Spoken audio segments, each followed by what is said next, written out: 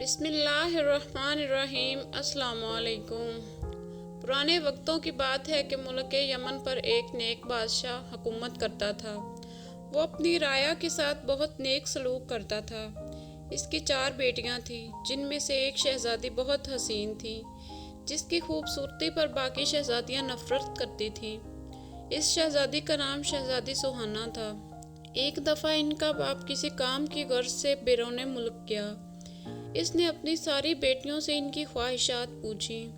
ان 3 بہنوں نے قیمتی زیورات لانے کو کہا۔ جب بادشاہ نے چوتھی بیٹی سے پوچھا، اگر تمہیں کسی چیز کی ضرورت ہو تو مجھے بتا دو۔ شہزادی سوہانہ نے کہا، مجھے ایک گلاب کا پھول چاہیے۔ ان کا باپ کوئی نہ کوئی بات بھول جاتا تھا، اس لیے صرف شہزادی سوہانہ کے لیے پھول لے آیا، باقی چیزیں وہ بھول چکا تھا۔ جب وہ گھر آیا تو شہزادیاں دروازے پر کھڑی اپنے باپ کا انتظار کر رہی تھیں۔ جب ان کا باپ آیا تو صرف ایک پھول کے علاوہ اس کے پاس کوئی چیز نہ تھی۔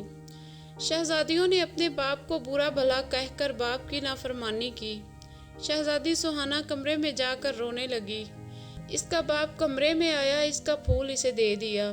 بادشاہ نے کہا، دنیا میں سب سے زیادہ قیمتی چیز والدین کی خدمت ہے۔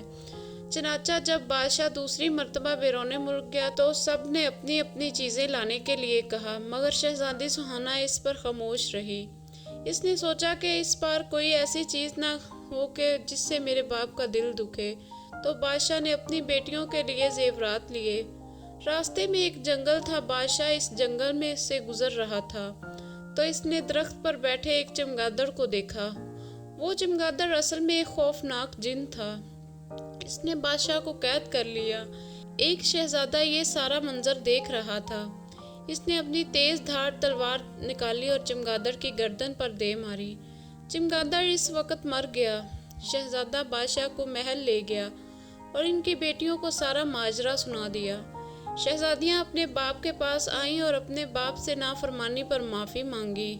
بادشاہ نے اس وقت اپنی ساری بیٹیوں میں سے سوہانہ پر فخر محسوس کیا اور اپنی ساری بیٹیوں کو گلے لگا لیا۔ سب ہنسی خوشی رہنے لگے۔ مل جل کر رہنے سے برکت ہوتی ہے۔ ہمیں بھی چاہیے کہ شہزادی سوہانہ کی طرح اپنے والدین کی خدمت کریں اور ایسی بات زبان پر نہ لائیں جس سے والدین کا دل دکھے۔